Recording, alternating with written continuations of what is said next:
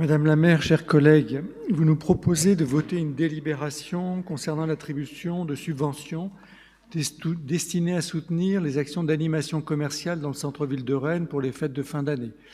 Nous ne pouvons que souscrire à ce soutien. Comme différentes études l'ont mis en évidence, le commerce rennais n'est pas au mieux de sa forme.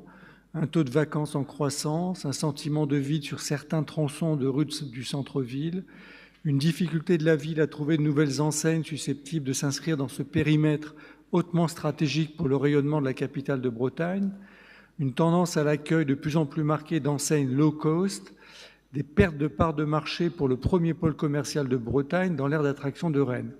C'est ce qu'indique, ce que vous citiez d'ailleurs, ce qu'un de nos collègues a cité tout à l'heure, l'Observatoire du commerce de l'Agence d'urbanisme. Il est vrai que cette évolution est à mettre en relation avec les évolutions nationales des pratiques de consommation telles que les analyses Procos et l'IVC. Il souligne une tendance forte à la diminution des dépenses en équipement de la personne et notamment l'habillement, un des piliers de l'offre commerciale de centre-ville. Cela doit être également mis en rapport avec la croissance forte du e-commerce, bien que celui-ci ne représente, il faut quand même le rappeler, en France que 8% de l'ensemble des ventes de commerce de détail. Elle est également alliée aux manifestations violentes qui n'arrêtent pas de rendre cet espace à chaque fois plus inhospitalier, avec toutes ces dégradations de l'espace public et des devantures de magasins que les Rennais déplorent. De même qu'elle a à voir sans doute avec l'incertitude liée à la mise en place de la ZFE, avec les difficultés récurrentes de fonctionnement de la ligne B du métro, avec la crainte, fondée ou non d'ailleurs, que ne manque pas de faire apparaître la suppression du parking Vilaine comme l'aménagement des quais. Comment va être gérée la mise en chantier de la place de la République? Quid des grues, des palissades qui seront invariablement taguées et de l'accès aux espaces centraux?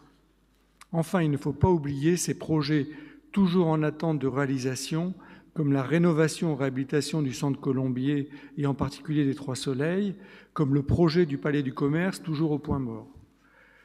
Tous ces indicateurs montrent que nous sommes à un point d'inflexion inquiétant de l'évolution du centre-ville commercial de Rennes.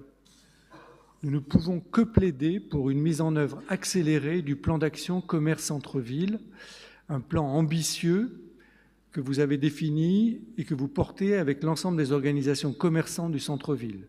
Il en va de l'attractivité commerciale et touristique du centre-ville et de la ville, autant dans son hinterland que dans l'ensemble de la Bretagne.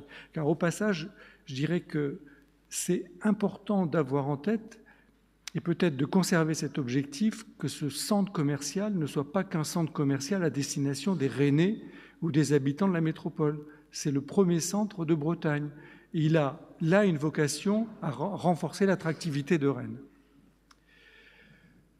Mais face à cette situation difficile, nous ne comprenons pas que dans la presse locale, monsieur l'adjoint au commerce, vous pouvez vous satisfaire du fait que la situation à Rennes est, je cite, moins mauvaise qu'ailleurs. Sans être encore catastrophique, cette évolution alarmante nécessite à nos yeux une prise de conscience plus importante, une prise de conscience de l'enjeu que représente le maintien et le développement d'une offre commerciale attractive dans le centre-ville de Rennes et la facilitation réelle de son accessibilité. Et si continuer à soutenir les animations commerciales menées par les acteurs privés dans ce secteur nous paraît nécessaire, cela ne peut en aucun cas justifier le moindre retard dans la réalisation du plan d'action commerce-centre-ville. Je vous remercie.